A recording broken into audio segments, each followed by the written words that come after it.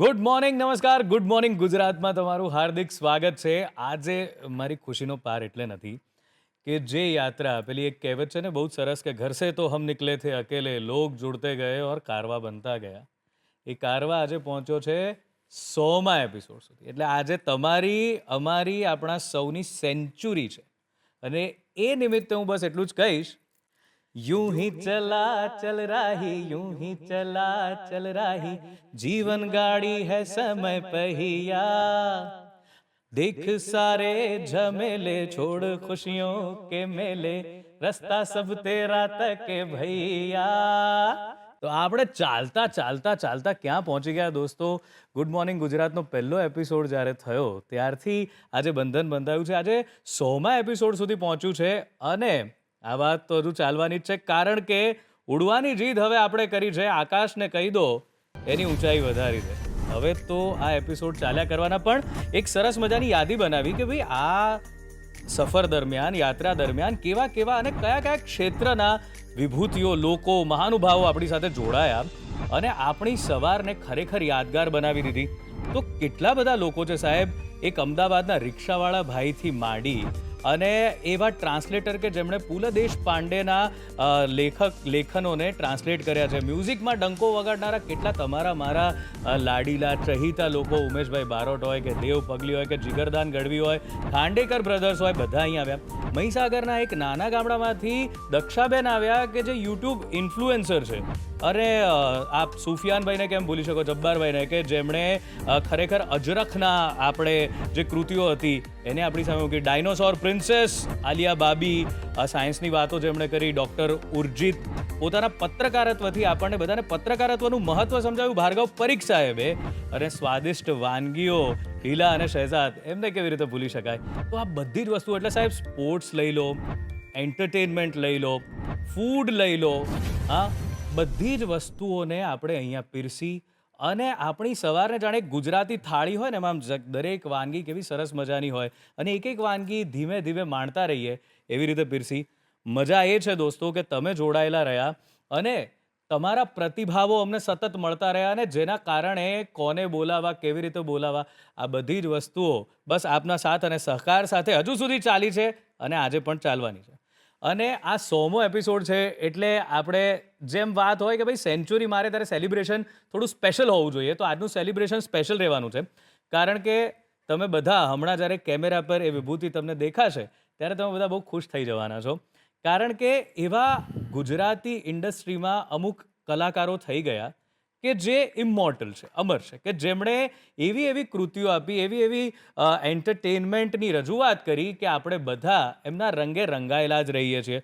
હમણાં જ એમની સાથે વાત કરતા હતા અને અમે એ જ વિચાર્યું કે કેટલાય વર્ષો પછી પણ એક ડાયલોગ, એક ગીત, એની ફરમાઈશો એ કલાકારો પાસેથી થતી જ રહેતી હોય છે.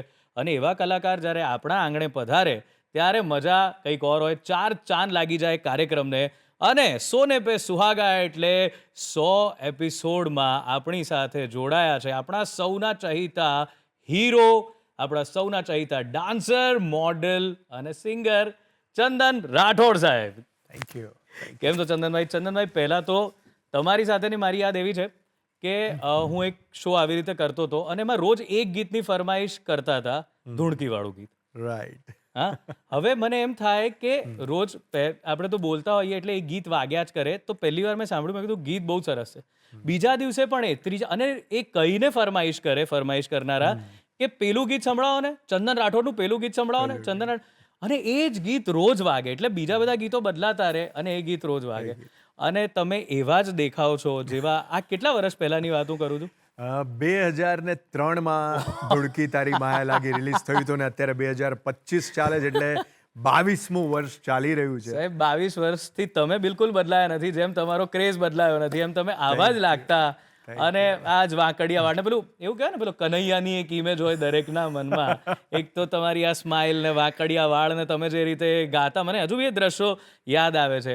તો એક કામ કરીએ સાહેબ, એક ગીતથી જ શરૂઆત કરો એટલે પહેલા જેટલા જુએ છે ને બધાને શાંતિ મળી જાય.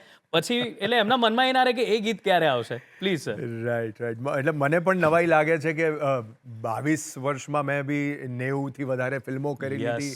એટલા બધા સારા સારા ગીતો ક્રિએશનો બિલકુલ, આવ્યા, બિલકુલ. પણ હજી પણ જ્યાં ફંક્શનમાં કે જ્યાં જઉં છું ત્યાં લોકો પેલું સંભળાવી દો. સો આ પ્રોગ્રામની શરૂઆત એનીથી જ કરીએ. પ્લીઝ. એ ચાલીને હું થાક્યો મુઈ, ચાલીને હું થાક્યો, ચાલેલું મજરે નાયું રે, ઓ ધુડકી તારી મને માયા લાગી, લીલા પીળા મારા ને જાફર કે, લીલા પીળા મારા ને જાફર કે, લીલુડા ને જે મળશું રે, ઓ ધુડકી તારી મને માયા લાગી, ફકીરાના નાથિયા. ક્યાં બાત હે ફરીથી એ આખું વિઝ્યુઅલ મગજમાં તાજું થઈ ગયું. ચંદનભાઈ, પહેલા તો આપણા દર્શકો તમારી ફિલ્મ યાત્રાથી, ફિલ્મોગ્રાફીથી, તમારા આલ્બમ્સથી બધા વાકેફ છે કે એટલા બધા તમે 100થી વધુ આલ્બમ કર્યા હશે, મારી જો ગણતરી ખોટી ના હોય તો સાહેબ. અને એ ગીતો એવા હતા, એક સમય હતો ગુજરાતી ઇન્ડસ્ટ્રીમાં કે જ્યારે આ ફિલ્મની જેમ આવા ગીતો પણ, જે માત્ર આલ્બમના ગીતો હતા, એટલા બધા ચાલતા, એટલા બધા લોકોને ગમતા. અને આજે પણ એ વર્ગ હજુ એવો ને એવો હયાત છે કે જે આજે પણ એ જ ગીતો જુએ છે, આજે પણ પ્રસંગોપાત એ ગીતો વગાડે છે, એ ગીતો શેર કરે છે એકબીજા સાથે. તો હજી પણ સાંજે જ્યારે દૂરદર્શન ઉપર એક સમય હતો કે નવરાત્રીનો સમય હોય ત્યારે આલ્બમોની એડ્સ ચાલે, બિલકુલ તો 8-8 10-10 એડ ચાલે, તો બધી જ કંપનીના આલ્બમોમાં હું જ દેખાતા હતા. અને હજી પણ કહી શકાય કે સુર મંદિરના ખાસ કરીને રંગલો અને ઉડે રે ગુલાલ, બિલકુલ. મને તો એટલા બધા કલાકારોના બી ફોન આવતા, બોલે આ તમારા ગરબા હજી બી જોઈને અમે લોકો એમાંથી ડાન્સ શીખીએ છીએ. બિલકુલ. એ રીતે. અને રમતુડી જમતુડી, આદિવાસી ટીમલી, આ બધું સદાબહાર છે એવું ટીમલી લાગે. એકદમ સદાબહાર. આજે પણ એ ગાવું જ પડે છે. ગરબાનો કોઈ પણ કાર્યક્રમ કરીએ, આજે ટીમલી ગાવું જ પડે છે. અને તમારા જે સ્ટેપ્સ છે, કાકા બાપાના પોરિયાના, એ ઓડિયન્સ કરે છે. એ સ્ટેપ્સ એમને, એટલે માત્ર સાંભળેલું નથી, આ ગીત જોયેલું છે, તમને જોયેલા છે એટલે કરે છે. તો ચંદનભાઈ, આ યાત્રાને મને એ તો ખ્યાલ છે કે કેશવભાઈ, આપના પિતાજી, એ બહુ જ સારા રાઇટર છે. કેટલી અઢળક ફિલ્મો, 350 અને 1100 ગીતો એમના કલમે. એટલે આપણે ત્યાં કદાચ આટલું કામ કદાચ જ કોઈએ ગુજરાતી ઇન્ડસ્ટ્રીમાં આટલા મોટા પાયે કર્યું હોય અને બહુ જ સુપર હિટ બધું રહ્યું. તો તમે નાનપણથી જ આ જોયું, તો એ પીરિયડ કેવો હતો? શું માહોલ શું હતો ઘરમાં? ઘરમાં ફિલ્મી માહોલ જરા પણ નહોતો. શું વાત કરો છો? હા, કારણ કે હું મુંબઈમાં જ મોટો થયો છું. જી. અને પપ્પા સતત હિન્દી, ગુજરાતી, મરાઠી, ભોજપુરી બધી ફિલ્મો, ઘણા બધા લોકો આવતા હતા, પણ ફિલ્મી માહોલ હતો જ નહીં. ઓહો. અને એમને ક્યારે બી ઈચ્છ્યું પણ નહોતું કે મારો દીકરો આ ફિલ્ડમાં જાય. ઇન્ટેન્શનલી દૂર રાખ્યા કે ભાઈ, દૂર જ રાખ્યા હતા કે ભાઈ ભણી ગણીને થોડી ડિગ્રી લો અને કંઈક સારું કરો. આ પાર્ટ ટાઈમ ઠીક છે સાઈડમાં, પણ કહેવાય ને કે નસીબમાં જે લખાયેલું હોય કે બનવાનું લખ્યું જ હતું અંદરથી. મને પહેલેથી જ બાળપણથી જ એવું કે કોઈ બી સ્કૂલ કોમ્પિટિશન, કોલેજ કોમ્પિટિશન, ક્યાંય બી હોય કે આપણે પાર્ટ લીધો અને જીતવાનું જ હોય. સિંગિંગ હોય, ડાન્સિંગ હોય, એક્ટિંગ હોય કે ડ્રોઈંગ હોય, બહુ બધા સર્ટિફિકેટ્સ, બહુ મેડલ્સ હું જીતેલો. એટલે મને તો એમ હતું જ કે પપ્પા સપોર્ટ કરે કે ના કરે, આપણે તો સાહેબ કલાકાર બનવાનું જ છે. અને બની ગયા. ક્યાં વાત હે સર. તો પહેલી વખત ક્યારે તમને એવું લાગ્યું, અથવા તમારા પિતાજીને, કે આનામાં પણ એ જ સ્પાર્ક છે, આ તો ડીએનએમાં જ છે, કે એ ક્યારે પહેલી વાર લાગ્યું? મારા મમ્મી જે હતા એમનું હંમેશા બહુ જ બેકઅપ હતું. અને એ ઘરમાં ઝઘડો એ જ થાય કે આખી દુનિયામાં બધાને તમે ચાન્સ આપ્યો છે તો એકવાર ઘરના છોકરાને ચાન્સ આપો. એ કે ચાન્સ નથી આપવો. પણ બધા મિત્રોના અને એમના બી સર્કલના જે બધા લોકો છે જેમની લાઈફ એમણે બનાવી હતી, એ લોકોએ બધાએ નક્કી કર્યું ને કે આવી રીતે એક ફિલ્મ બનાવી છે, જી, ધુડકી તારી માયા લાગી. અને ત્યારે હું તો Bombay Born and brought up, એટલે મને એમ લાગે કે આ શું ટાઇટલ છે આવું, આદિવાસી. એટલે મને એમ થાય કોણ જોશે. ત્યારે તો ખબર બી નહોતી પડતી. અને ફિલ્મ બની, ફિલ્મ રિલીઝ થઈ ને ત્યારે પહેલા 4 વીક તો ફિલ્મ ફ્લોપ હતી. જે થિયેટરોમાં લાગી ઉતરી ગઈ. અને પછી ધીમે ધીમે જેમ કે સાઠંબા, ઘોગંબા, હાલોલ, કપડવંજ, બાયડ, આવા જગ્યાએથી જે પિકઅપ પકડ્યું.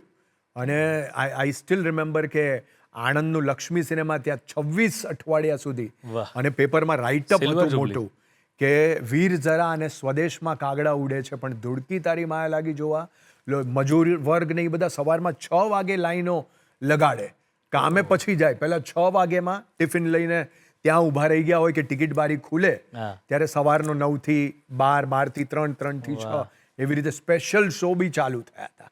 ક્યાં અને 2004નું ઇલેક્શન હતું ત્યારે ભાજપે મને એક સાથે ચૂંટણી પ્રચાર માટે બોલાવ્યો હતો. મને યાદ છે મેં 8 દિવસમાં 40 સભાઓ કરી હતી. એટલે એ બી મારી માટે નવાઈ હતું. અને કે આટલો બધો વર્ગ જ્યાં જાઓ ત્યાં કપડવંજ, બાલાસિનોર, સેવલિયા બધી જગ્યાએ લાખો પબ્લિક એમ. અને એ પ્રેમ તો અદ્ભુત. અને થિયેટરોમાં જે ચિલ્લરો ઉડતા હતા, ગીત ચાલી ચાલીને ગીત આવે ત્યારે જે ચીચિયારીઓ સીટીઓ મારતા, વાહ. ખુરશીઓ તોડી નાખતા એમ. અને અમુક હાલોલ ને એ બાજુના સિનેમાઓમાં બી જ્યાં જ્યાં 6 મહિના ચાલ્યું તો થિયેટરની કેપેસિટી 500 માણસની હોય તો 600 ટિકિટ જ ફાટી હોય, તો 100 જણા તો રૂમાલ નહીં નાખીને નીચે બેઠા હોય. એવો માહોલ જોયો છે જે હવે જોવા મળવો અશક્ય છે. હું એ જ કહેવાનો હતો કે you are last of the stars કે જેમણે આ બધું પછી તો બધું જે મલ્ટીપ્લેક્સીસ આવ્યા અને બીજું ફિલ્મો પણ એ રીતની જેમ તમે કીધું કે એક સ્પેશિયલ વર્ગ માટે. અને આ બહુ સરપ્રાઇઝિંગ વાત છે, મને આ જ નથી ખબર કે પહેલા ફિલ્મ નહોતી જ. આવું ઘણી ફિલ્મો સાથે થયું છે, જેમ કે શોલે જેવી ફિલ્મ સાથે પણ આવું થયું છે કે શરૂઆતમાં ફિલ્મ ના ચાલી અને પછી અચાનક ચાલી. અને મારે એવું હતું કે હું ઇવેન્ટ મેનેજમેન્ટની નોકરી કરતો હતો અચ્છા. મુંબઈમાં. એ વખતે 5,000 રૂપિયા પગાર હતો મારો. એટલે મને તો આપણને તો બધા કહે કે પિક્ચર ડબો થઈ ગઈ, ડબો થઈ. એટલે મેં કીધું આપણે શાંતિથી આપણી જે નોકરી છે એ સાચવી રાખીએ, આમાં નથી પડવું. Right. અને ધીમે ધીમે ધીમે ધીમે ધીમે પિકઅપ થતું ગયું. અને પછી તો એક સાથે મેં 10 ફિલ્મો સાઇન કરી. ઓહ. એ પછી 2008, 9 અને 10 આ 3 વર્ષમાં મેં 36 ફિલ્મો કરી. My God. અને થિયેટરોવાળાના ફોન આવતા હતા કે ભાઈ આ ચંદન રાઠોડની તો ફેક્ટરી ચાલુ થઈ ગઈ છે, હર શુક્રવારે એની જ ફિલ્મ લાગે છે, હર શુક્રવારે. એટલે ધીમે ધીમે પછી મેં કામને થોડું સિલેક્ટિવ બન્યો. બિલકુલ. અને બિલકુલ. એ રીતે તો એ વખતે જ્યારે આ 36 ફિલ્મો આપે આ 3 જ વર્ષમાં કરી તો પહોંચી કઈ રીતે વળતા હતા? શું હતું આખો દિવસ તમારે શૂટ જ back to back, back to back. એટલે આજે જેમ કે આ સ્કેડ્યુલ પત્યું હાલોલમાં તો આવતીકાલે રાજકોટ જવાનું છે, પછી રાજપીપળા જવાનું છે.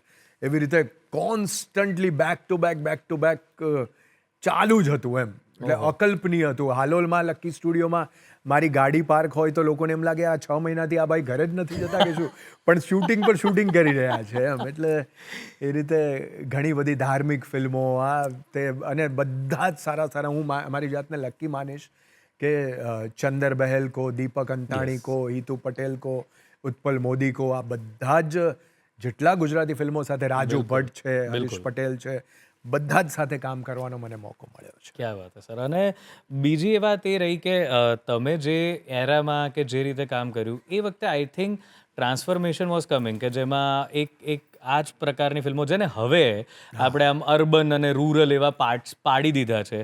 અલ્ટિમેટલી તો લોકોને ગમતી ફિલ્મો હોય છે અને વિષયો બધા પણ એ સમયે તમે એ સમય પણ જોયો નોંધ્યો જ હશે કે જ્યારે એવું થયું કે એક અલગ પ્રકારની, અને તમે એમાં પણ રહ્યા છો, તમે એવી ફિલ્મોમાં પણ રહ્યા છો કે જેમાં ધોતિયું પહેર્યું હોય કે કેડિયા પહેર્યા હોય, ધોતિયું તમે એવા કેડિયાથી શરૂ કર્યું. સૂટ બૂટ પણ પહેર્યા, જીન્સ પણ પહેર્યા, ટી શર્ટો પણ પહેર્યા, લક્ઝરિયસ. જેમ કે એક્કો બાદશાહ રાણી Yes. ફિલ્મ હતી એમાં મેં ટ્રિપલ રોલ કર્યો, ઓહ. જે કદાચ ગુજરાતી હા, ફિલ્મમાં મને નથી નથી લાગતું કોઈ હીરોએ કર્યો હોય. તો એ કર્યું. Dil Dosti, love and life, it was a modern film. Pran Jaye Pan પ્રીત ન જાય, જેમાં 3 હીરોની કથા હતી. એ બી બહુ સરસ હિન્દુ મુસ્લિમની લવ સ્ટોરી હતી. વાહ. એટલે મોડર્ન ફિલ્મો બી કરી, દેશી પણ કરી. પણ હું સ્ટ્રોંગલી એવું માનીશ કે પરિવર્તન એ સંસારનો નિયમ છે. પણ આ જે ફિલ્મો છે એ અત્યારે 100માંથી 2 કે 3 ચાલી રહી છે. બહુ સાચી વાત. ઓલી ફિલ્મ જે હતી એ 100માંથી 60 ચાલતી હતી. બિલકુલ સાચી વાત. જે ઉપેન્દ્રભાઈએ, નરેશ કનોડિયાએ, આ લોકોએ જે સમય જોયો છે, અને કદાચ એ સમય છેલ્લે મને જોવા મળ્યો. હું એ જ કહું છું. હા, કે જે ચિલ્લરો ઉડતા ઉડતા હતા હતા. એ સમય જોવો બહુ અઘરો છે. અને એ મળે જ નહીં હવે, કારણ કે હવે તો શોઝ એટલા બધા થઈ ગયા કે મલ્ટીપ્લેક્સમાં 25 શોઝ ચાલતા હોય, હા. તો સીટો બી પછી 5, 10, 20 બિલકુલ. અમુક લોકો એની સમય પ્રમાણે આવતા હોય છે જોવા માટે. બિલકુલ. બાકી એ વખતે તો 4 જ શો, એટલે લોકોને ખબર જ હોય કે આ શોમાં આપણે પહોંચવું જ પડશે. અને અટેચમેન્ટ અલગ પ્રકારનું હતું. હવે એવું થઈ ગયું છે કે ફિલ્મો જોઈ લોકો જતા રહે છે. તમે જેમ કીધું ને કે એ વખતે હીરોને યાદ રાખે, હીરો સાથે એટલે એની સાથે એક જોડાણ થઈ જતું હતું, મળ્યા ક્યારે ના હોય, જોયા ક્યારે ના હોય, તો એક આઇકન બની જતા હતા કે બસ આ મારો હીરો છે. એટલે એ ગજબ ઘટનાઓ હતી. કારણ કે મોબાઈલ ને આ ટેકનોલોજી પણ નથી. સોશિયલ મીડિયા બી હમણાં છેલ્લા 10 વર્ષમાં આવ્યું છે. બાકી ઈ વગર આટલી પોપ્યુલારિટી મળવી, કારણ કે સીડીનો જમાનો હતો. મને હજી પણ યાદ છે કે ધુડકી તારી માયા લાગીના સોંગ્સની ઓડિયો સીડી લારીએ વેચાતી હતી, એની બ્લેક થતી હતી. એ પછી વિડીયો સોંગ્સની સીડી રિલીઝ થઈ હતી. એમ એની લારીઓ ઉપર રેડો પાડવામાં આવતી હતી કે કોણ ડુપ્લિકેટ બનાવી, પાયરસી કરી રહ્યું છે. એટલે એ એક આખો અલગ સમય હતો. તો સર, એ સમયની કોઈ તમારી શરૂઆતની એવી યાદ જે મગજમાં છપાઈ જ ગઈ હોય કે આ વસ્તુ મારા મગજમાંથી નથી જતી, કે એવી કોઈ યાદ ખરી? એક યાદગાર સારી અને કોઈ ખાટી મીઠી તોફાની કે જેમાં તમને એમ થયું કે અરે યાર મજા પડી ગઈ, આજે બી હસતા હોય યાદ કરીને. એટલે એક આ થિયેટર મને લાગે છે બાયડ ગામનું એક થિયેટર હતું. ત્યાં પિક્ચર જોવા અમે લોકો, શો હાઉસફુલ હતો અને અમે જઈને ઓલો કે સીટ નથી બેસવાની હાથે, કીધું વાંધો નહીં. એટલે તો બી એણે 2-3 ખુરશીઓ લાવીને અરેન્જ કરી અને અમે લોકો બેઠા પિક્ચર જોઈ રહ્યા હતા. અને પિક્ચરનું આદિવાસી જે ગીત હતું એ ચાલુ થયું, ઠંડી ઠંડી તાળીને મવડાનો દારૂ, આવી મેળામાં પીધો રે લોલ. એ ગીત ચાલુ થયું ને લોકોએ જે સીટો પર ઊભા થવાનું ચાલુ કર્યું, ગમછા ઉડાડીને, અને એમાં 2-4 જણાએ તો સીટ આખી તોડી નાખી. એટલે જે માહોલ હતો, હો હા થઈ ગયા ને થિયેટર વાળા ગભરાઈ ગયા કે હવે મારામારી થશે, શું થશે. એટલે એ તો કલ્પના જ ના કરી શકે કે આવું ક્રેઝ એમ. અને ત્યારે તો ઓલા રીલનો જમાનો હતો, ડિજિટલ નતા સિનેમા. તો જેટલી બી પ્રિન્ટો કઢાવી હતી એમાં પટ્ટી ઘસાઈ ગઈ હતી, ઠંડી ઠંડી તાળી. લોકો પતે ને એટલે અલા પાછું ચલાવો ભાઈ, પાછું ચલાવો, નહીતર પિક્ચર આગળ ના વધવા દે લોકો. એટલે ગીતને ફરીવાર ઓલો રિવાઇન્ડ કરી અને ચલાવતો હતો થિયેટરોમાં. આવું દ્રશ્ય જોયેલું છે. ક્યાં વાત હે સર. અને એવું કંઈક કે તમને એવું લાગ્યું હોય કે હવે અહીંથી જલ્દી નીકળવા દે, કારણ કે આટલા બધા ફંક્શન્સને તમને બોલાવતા જ હોય છે, ગેસ્ટ તરીકે જાઓ છો તમે, તો ત્યાં આગળ કંઈક એવું થયું કે એમ થયું કે યાર એ અહીંયા ક્યાં આવી ગયા, હવે નીકળવા દો અહીંથી પહેલા? એકચ્યુઅલી લોકોનો પ્રેમ ત્યારે બી એવો હતો, ત્યારે પણ વધતો જાય છે હવે એવું લાગે છે. એટલે અને મેં અત્યાર સુધી બનતી કોશિશ કરી છે મારી તમામ ફિલ્મો થિયેટરમાં ઓડિયન્સની વચ્ચે જઈને બેસીને જોઈ છે. એટલે મને જેટલો પ્રેમ એ લોકો કરે છે એના કરતાં બમણો પ્રેમ હું એ લોકોને કરું છું, ભલે એક નાનો મજૂર હોય કે પછી એ બંગલાવાળો હોય. એટલે આઈ લવ ઓલ ઓફ ધેમ. ક્યાં વાત. હવે આ તો ફેન સાથે તો એવી કોઈ ઘટના નથી થઈ, પણ ક્યારેક પ્રોડ્યુસર્સ, હવે કારણ કે હવે ચંદનભાઈ પેલો શું કહેવાય કે ચાલતો સિક્કો થઈ ગયેલા, એટલે સ્ક્રિપ્ટ કેવી છે ઘણા ના જોતા હોય, પણ આમાં તો આપણે આ જ જોઈએ તો જ આપણી ફિલ્મ ચાલશે.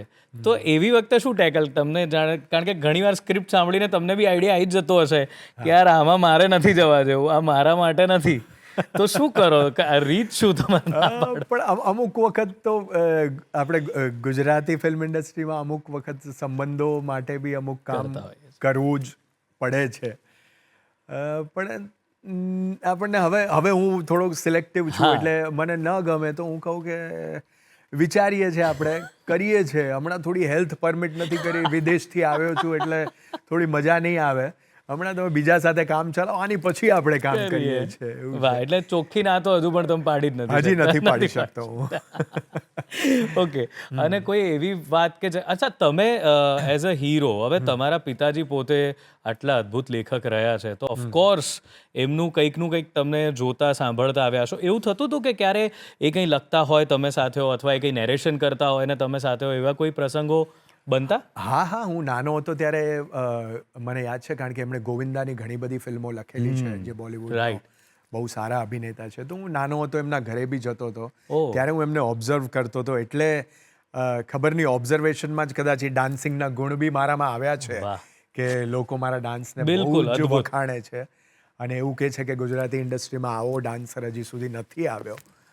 તો આઈ લવ હિઝ ડાન્સિંગ સ્ટાઇલ. અને બાકી તો ઘણા બધાની મીટિંગો ઘરે થતી હતી, એટલે હું સાંભળતો રહેતો. આપણને ખ્યાલ આવે કઈ રીતે આ લોકો સ્ટોરી બનાવવામાં આવે છે, આખું ફિલ્મ મેકિંગનો પ્રોસેસ શું છે. કારણ કે પપ્પા એટલે આખી ફિલ્મ મેકિંગની સ્કૂલ છે, હાઈ સ્કૂલ છે. બિલકુલ. એટલે હજી બી મારા ઘરે એટલી બધી બુક્સો, એટલી બધી સ્ટોરીઝ વાહ. પડેલી છે, તો હું ક્યારેક ક્યારેક વાંચતો બી રહેતો હતો એમાંથી, એટલે આપણને ખ્યાલ આવે. પણ એમનું જે ક્રિએશન છે, એમની જે વસ્તુઓ છે, એવી હવે બનાવી બહુ જ મુશ્કેલ છે. મુશ્કેલ. અને 55 વર્ષ જેટલો ગાળો એમણે ગુજરાતી ફિલ્મ ઇન્ડસ્ટ્રીમાં આપ્યો છે યોગદાન, બિલકુલ. તો એ બી બહુ જ અદ્ભુત છે. પણ મને ખાસ મારી મેમરીઝ છે કે નાનપણમાં ગરબા બધા મારી સામે ક્રિએટ થયેલા હતા. ઘરે મ્યુઝિક સિટિંગ થતી હતી, જે આ ફેમસ છે, તારા નામની ચુંદડી ઓઢી એક બીજો ગણ ભટકે છે, એ પછી કૃષ્ણ ભગવાન હાલ્યા દ્વારકાને, આ બધા ગીતો મારી સામે ક્રિએટ થયેલા. અને આ ગીતો તો એવા અમર છે કે ભાગ્યે જ કોઈ સિંગર હશે કે જેણે આ નહીં ગાયું હોય આ ગીત. ભાગ્યે જ કોઈ કાર્યક્રમ હશે કે જેમાં ગીત, અમે પણ જ્યારે રાસની સિક્વન્સ શરૂ કરીએ તો અમે આ તારા નામની ચૂંદડી ઓઢીથી જ શરૂ કરીએ છીએ, કારણ કે એ જે માહોલ બને છે, જે લય છે એની, અદ્ભુત લાગે છે. અને આ કૃષ્ણ ભગવાન હાને તો કેટલા વર્ઝન્સ છે, કેટલા બધા લોકોએ એને જાત જાતની રીતે પ્રેઝન્ટ કર્યું છે. ક્યાં વાત હે. તો આ જે ભવ્ય વારસો લઈને તમે ઉતર્યા, તો એ આમ જોવા જાવ તો આ પ્રશ્ન મારે ખાસ કરવો છે, કારણ કે બધા જેટલા જુએ છે ને એને ખાસ પેલું નેપો કિડ્સ વાળી વાત ચાલે છે ને, તો એમ કે એમના માટે તો બધું બહુ જ સહેલું હોય છે, એમને ક્યાં કઈ તકલીફ પડે છે, પપ્પા જ છે ઇન્ડસ્ટ્રીમાં એટલે એમણે કીધું કે મામા છોકરાને લઈ લો તમે. પણ અઘરું છે કે સહેલું, આજે તમે જણાવો ઓડિયન્સને. 100% અઘરું છે. કારણ કે જ્યારે તમારી પાછળ કોઈ બેકગ્રાઉન્ડ ના હોય, કોઈ નામ ના હોય, અને તમે આવ્યા હોય તો તમારી ઓળખાણ બનાવી શકો છો. અને આજે મને ખુશી છે કે મારી પોતાની ઓળખાણ બની છે. લોકો મને ચંદન રાઠોડ તરીકે કે નાથીઓ તરીકે ઓળખે છે. અને અમુક લોકો તો એવું કે આ ચંદનભાઈના પપ્પા છે, યસ, એવી રીતે અમે પણ એવી રીતે જ ઓળખીએ. That is a proud thing for me. બાકી અઘરું છે, કારણ કે લોકો તરત તમારી સરખામણી કરતા હોય છે. હવે એક નાનું ઉદાહરણ છે કે એ લેખક છે, એટલે લેખકની લાઈફસ્ટાઈલ બહુ જ સિમ્પલ, સાદી હોય. કલાકારની સ્ટાઇલ અલગ હોય. એને પહેલાં જ ક્યાંક જવું હોય તો ગાડીમાં ઉતરવું પડે, સારું ઘર જોઈએ, સારું પહેરવેશ જોઈએ, બરાબર. અને રાઇટર તો સફેદ લેંગો જબ્બો ને ચપ્પલ, કલમ હોય, કાગળ હોય, એટલે ચાલી જાય. હા, એટલે મારી સાથે ઘણી વખત એવું બને કે ક્યારેક પ્રોડ્યુસર સાથે કે વાત કરતા હોય તો કે અરે આપણે બજેટની વાત કરીએ તો તમારા પપ્પા તો પૈસા કહેતા બી નથી યાર, તમે બજેટ, અરે પણ મારે ઘર ચલાવવાનું છે, મારી લાઈફસ્ટાઈલ મેન્ટેન કરવાની છે. એટલે એ લોકોને સમજાવવું પડે કે ભાઈ એ ફરક છે એક લેખકમાં અને એક કલાકારમાં. કેશવભાઈનો દીકરો તો બહુ ફાટ્યો છે, કેશવભાઈ તો આટલામાં કરી નાખતા હતા, અને હવે ચંદન જુઓ એમ. યસ, એટલે પછી એ ઘણી બધી વસ્તુઓ નડતી હોય છે કે લોકો સ્વભાવ સાથે બી સરખામણી કરે. એમનો સ્વભાવ તો બહુ જ અલગ છે, તમારો અલગ છે. પણ તમારો સ્વભાવ મજાનો છે, તમારી વાતો એનાથી પણ રસપ્રદ છે, અને એ વાતો આપણે ચાલુ રાખવાના છે. મિત્રો ક્યાં ના જતા, કારણ કે ચંદનભાઈ સાથે આ 100મા એપિસોડમાં અદ્ભુત વાતો થઈ રહી છે. મળીએ છીએ એક નાનકડા વિરામ બાદ.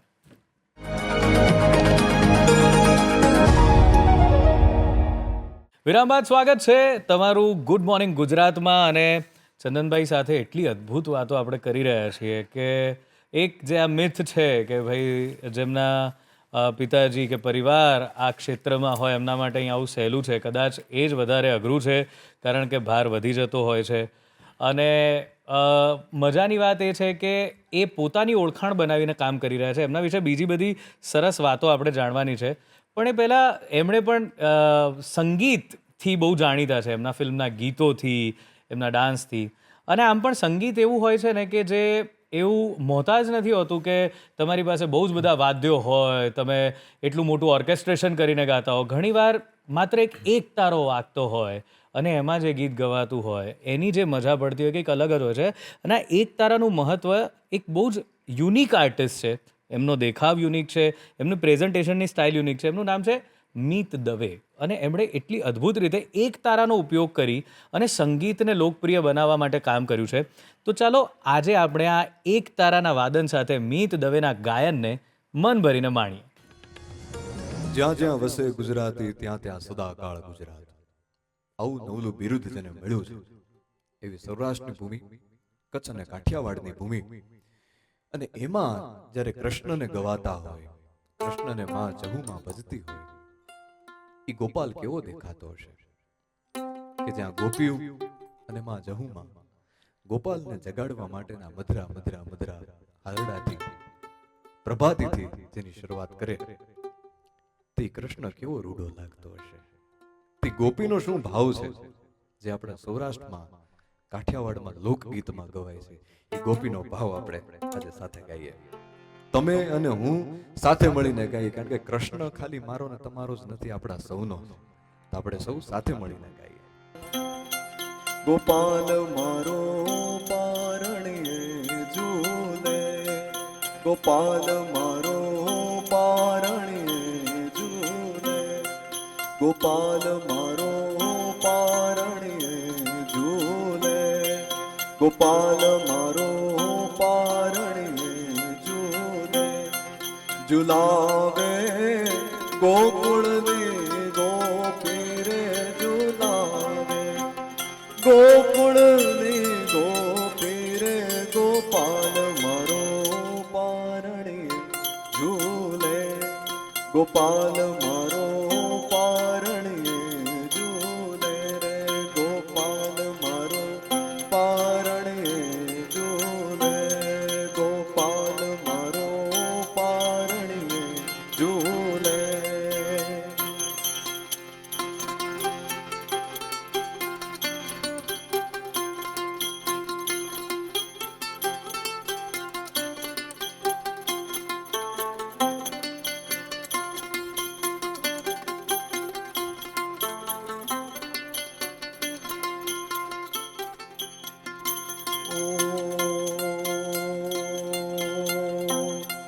ગોપાલ તને રમકડા આલે. કેવી રીતે ગોપાલને મનાવવાનો છે?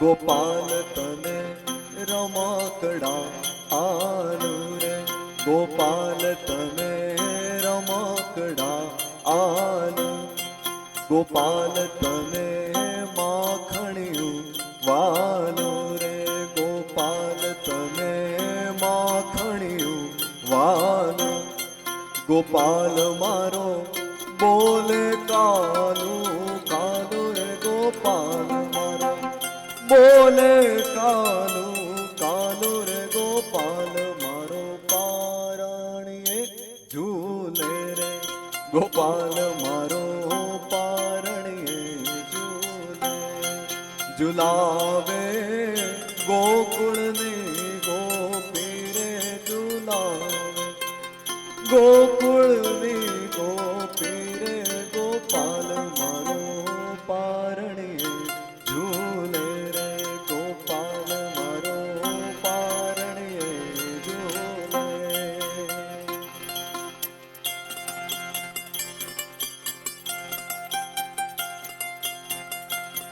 આહા.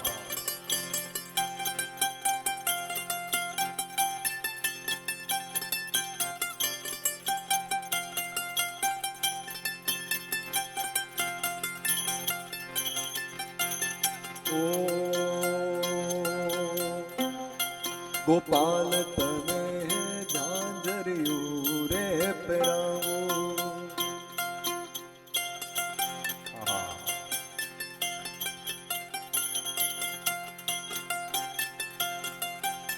શું ગોપીનો ભાવ છે, જોવો તો ખરા. ગોપાલ તને ઝાંઝરિયું રે પહેરાવું,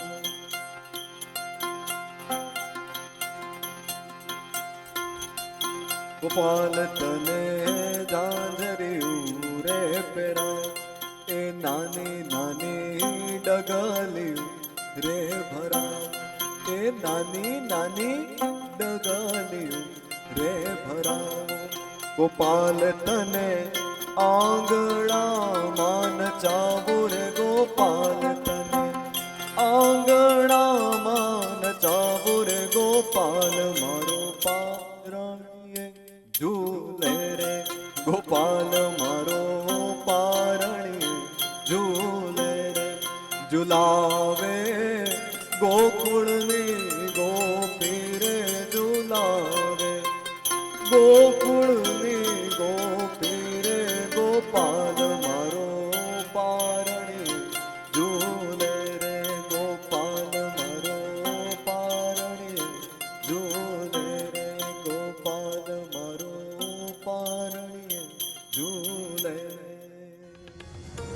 વાહ ભાઈ વાહ, એવું થયું કે સાંભળ્યા જ કરીએ. પણ મને બીજી લાલચ છે, કારણ કે હું જેમને બહુ જ સરાહું છું અને તમે બધા પણ જેમને બહુ સરાહો છો એવા ચંદનભાઈ આપણી સાથે છે, એટલે હવે એમની વાતોને જાણવા માણવાની મજા આવશે. ચંદનભાઈ, હાલ હમણાં બહુ વખતથી મેં પણ 1-2 વખત સાંભળ્યું કે ચંદનભાઈ હવે અહીં નથી રહેતા, એ તો પરદેશ રહે છે.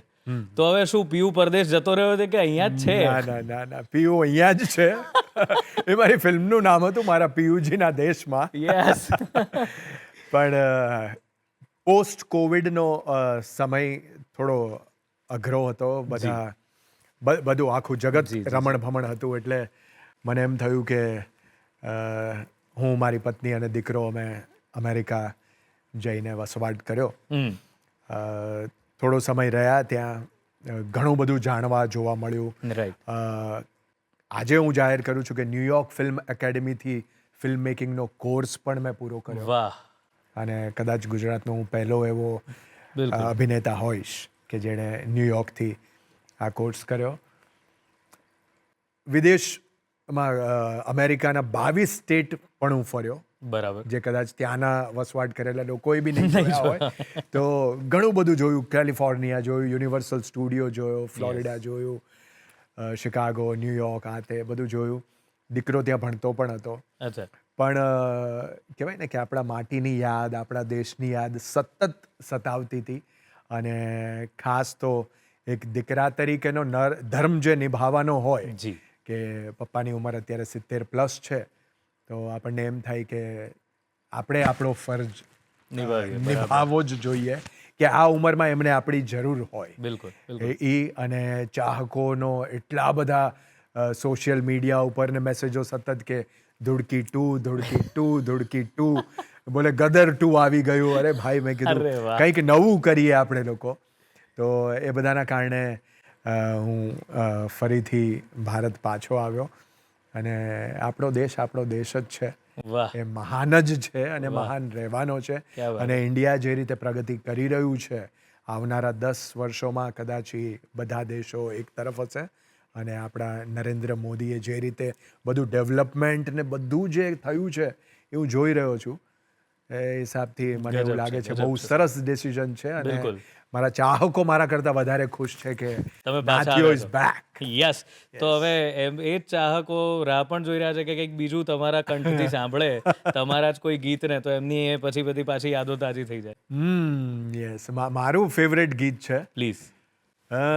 પ્રીતના સોગંદ સાજણા, પ્રીતના સોગંદ, વાહ. પ્રીતના સોગંદ સાજણા, પ્રીતના સોગંદ, પ્રીતના વાયદા હો, પ્રીતના વાયદા ગોરી નિભાવશું. હે પ્રીતના સોગંદ સાજણા, પ્રીતના સોગંદ, પ્રાણ જાય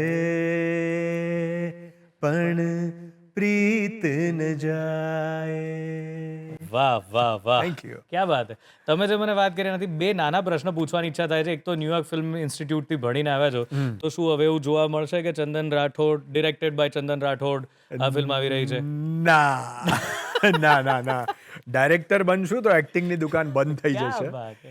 એવું બહુ જ ક્લિયર દિમાગમાં રાખેલું છે. ડાયરેક્ટર બનવું હોત તો બહુ પહેલા જ ઓફરો આવતી જી. હતી, કારણ કે એટલો બધો અનુભવ થઈ ગયો છે. એટલા વેરાયટીઝ ઓફ રોલ્સ કર્યા છે. મીન્સ એક લવર બોય તરીકે લોકોએ બહુ એક્સેપ્ટ કર્યો, પછી ટ્રિપલ રોલ કર્યા. એક સમયચક્ર નામની ફિલ્મ હતી, એમાં ટ્રાન્સજેન્ડરનો ઓહ, વાહ. માસીબાનો રોલ પણ કર્યો, અરે વાહ. જે અમરકુમાર જાડેજાએ બનાવ્યું હતું. વાહ. ત્યારબાદ વિલન તરીકેનો રોલ કર્યો હરીશ પટેલની ફિલ્મમાં દેશની કોઈ સરહદ પ્રેમને રોકી શકતી નથી. નથી. એને પણ લોકોનો બહુ પ્રેમ મળ્યો. Inspector Arjun, like varieties of variation of Rolls, positive negative બધા જ કર્યા છે. એટલે પણ હજી સુધી તો ડિરેક્ટર બનવાનો કોઈ જ વિચાર નથી. કદાચ બનું તો લેખક બની શકું, અરે. જેથી પપ્પાનો જે Legacy છે. લેગેસી છે એ આગળ વધી શકે. અને આ લેગેસીની જ વાત કરી તો આપના દીકરા છે, આપે કહ્યું એમ એ પણ આપની સાથે પાછા આવ્યા છે. તો હવે એ શું, એ પણ આ તરફ ઝૂકી રહ્યા છે, જઈ રહ્યા છે? શું લાગે છે, રહેશે રાઠોડ પરિવારની લેગેસી કન્ટિન્યુ? એક આવવાનું રીઝન આ પણ હતું કે બહુ જ ફૂડી બોય છે મારો અચ્છા. દીકરો. અત્યારે તો 10 વર્ષનો છે. રોજ સવારે, કારણ કે અમેરિકામાં તો પીઝા, બર્ગર, સેન્ડવિચીસ ને એ જ બધું હોય છે. તો ડેડા આજે પાઉંભાજી ખાવું છે, ડેડા આપણે ઇન્ડિયા જઈએ ને એટલે પહેલાં મને વડાપાઉં ખવડાવજો. તો એ બધી વાતોના કારણે હું એને પૂછતો તો, આર યુ શ્યોર? તો કદાચ પહેલું એવું છોકરું હશે કે લોકો અહીંયાથી વિદેશ જવા તરસતા હોય છે, પણ એને ઇન્ડિયા આવવું હતું. અને હી ઇઝ વેરી હેપી. પહેલાં તો એ હાર્ડકોર હેરી પોટરનો ફેન છે. ઓહ, એટલે મારી તો અમુક ફિલ્મો જોઈને એ કે ડેડા આ શું કામ કર્યું છે તમે? એટલે હું કહું બંધ કરી દે, જવા દે તું, આપણે બીજું કંઈક જોઈએ. બિકોઝ અત્યારનું જનરેશન છે એટલે ટેકનોલોજી, બિલકુલ, મોડર્ન બિલકુલ. ગ્રાફિક્સ, 3D આ તે બધાનો બી બહુ શોખીન છે. અને એને રસ તો છે જ, પણ હું પણ સેમ જેમ મારા ફાધર ઈચ્છતા હતા એમ હું એને કહું છું કે પહેલાં તું ભણી ગણીને સારી એવી ડિગ્રી લે. અને he is keen, he wants to become a chef. એને ઓહ. હોટેલ મેનેજમેન્ટ ને કુકિંગનો શોખ છે 10 વર્ષમાં. એ જે રીતે સ્ટાઇલિશ કોફી ને બધું બનાવે છે અત્યારે જ, વાહ.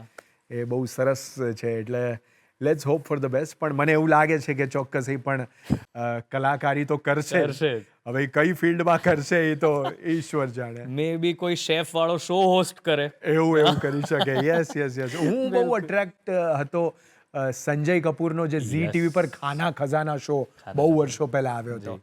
હું એનાથી બહુ જ ઇન્સ્પાયર્ડ હતો, Right. પણ હું એ નહીં કરી શક્યો. તો કદાચ એ મારી ઈચ્છા પૂરી કરશે. વાહ. અને આપને મેં પહેલા જ કીધું કે મેં જેમાં આપને જે રીતે જોયા હતા, આપ હજુ એવા ને એવા છો. બધા બદલાઈ જતા હોય છે, કારણ કે સમય એવો છે. અને ખાસ કરીને કલાકારો માટે ઘણીવાર બહુ અઘરું થઈ જાય. તો આપનો ફિટનેસ મંત્ર જરા જણાવી દો દર્શકોને કે કેવી રીતે ચંદન ઠાકોર સમય બદલાતો રહે છે, એ નથી બદલાતા. ફિટનેસ ખાસ કરીને થેન્ક્સ ટુ મારી પત્ની પ્રીત. અચ્છા. કારણ કે એ સવારે ઉઠીને, ભલે અમેરિકામાં હતી કે અહીંયા હતી, સવારે ઉઠીને 45 મિનિટ યોગા કરે જ છે કોઈ પણ સંજોગોમાં, સિચ્યુએશનમાં. એટલે એ પણ મને જરા બી સ્ટમક બહાર આવે કે એવી રીતે ચહેરા માટે બી ઘણા બધું મને ટિપ્સ આપતી રહેતી હોય છે. એટલે ફિટનેસ ઇઝ થેન્ક્સ ટુ મારી પત્ની. એટલે હું પણ સવારે ઉઠીને, હું થોડો લેઝી છું, પણ 20 મિનિટ 25 મિનિટ એવી રીતે યોગા ને એવું કરી લઉં છું. ને ટ્રાય કરું છું કે બધું ઓઇલી ફૂડ અવોઇડ કરાય. બિલકુલ. પણ બાકી આપણે પણ ગુજરાતી કાઠિયાવાડી ફૂડના શોખીન છે, એટલે ખાવા પીવામાં તો જ્યારે ચાન્સ મળે ત્યારે તો ખાઈ જ ખાઈ લો છો. લેવાનું. રાઈટ. ભાઈ ચંદન રાઠોડ સાહેબ બેઠા હોય અને એમનો કોઈ ડાયલોગ હજુ સુધી આપણે સાંભળ્યો ના હોય, તો એના વગર તો કાર્યક્રમ અધૂરો જ રહે. તો તમારો સૌથી ફેવરેટ ડાયલોગ, અને તમે જ્યાં જાઓ ત્યાં દર્શકો કહેતા જ હશે કે આ ડાયલોગ થઈ જાય, તો એ ડાયલોગ જરા અમને પણ સંભળાવી દો, એટલે આ ઇમોર્ટલ થઈ જાય, યાદગીરી રહી જાય. યસ. મારી ફિલ્મ હતી અમુ આદિવાસી. Yes.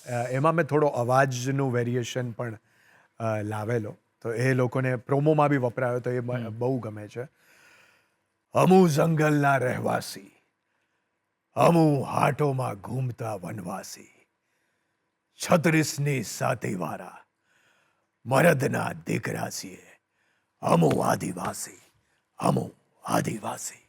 ક્યાં બાત હે ભાઈ. મને એમ લાગ્યું કે અગ્નિપથ ચાલી રહી છે અને અમિતાભ બચ્ચન સાહેબ બોલી રહ્યા આઈ એમ છે. Always inspired from Amitabh Bachchan. અને You did it so well. Agneepath એ મારી એક one of the favourite movie છે. સો વેલ. બસ આ જ છે કલાકારની વાત. આ જ છે કે સાહેબ, હવે ચંદનભાઈ જે છે, પણ એ કલાકાર સાચો એ છે કે જે દરેક રોલ સાથે પોતાની જાતની સાથે એક્સપેરિમેન્ટ કર્યા કરે છે, અને એટલે જ ઓડિયન્સને વારંવાર ગમતા રહે છે દરેક વખતે. કે અને સાચો કલાકાર એ જ છે કે જે પોતાના અભિનયમાં દરેક વખતે કંઈક નવીનતા લાવતા રહે છે. ચંદનભાઈ, બહુ મજા પડી. અને ખરેખર આઈ વિશ કે તમારી હવે ધૂળકી 2 જે લોકોની ફરમાઈશ છે કંઈક જલ્દી આવે. અને તમે બહુ ચૂઝી થઈ ગયા છો ફિલ્મ પસંદ કરવામાં, પણ જરાક હવે જલ્દી એક ચોઈસ સારી કરી અને 2-4 ફિલ્મો આ વર્ષે આપી દો, કારણ કે આટલી બધી ફિલ્મો જોયા પછી લોકોથી રહેવાતું નહીં હોય કે હવે ક્યારે આવે છે. બટ થેન્ક યુ, તમે આ 100મા એપિસોડને ખરેખર બહુ જ યાદગાર બનાવી દીધો. Thank you thank you sir.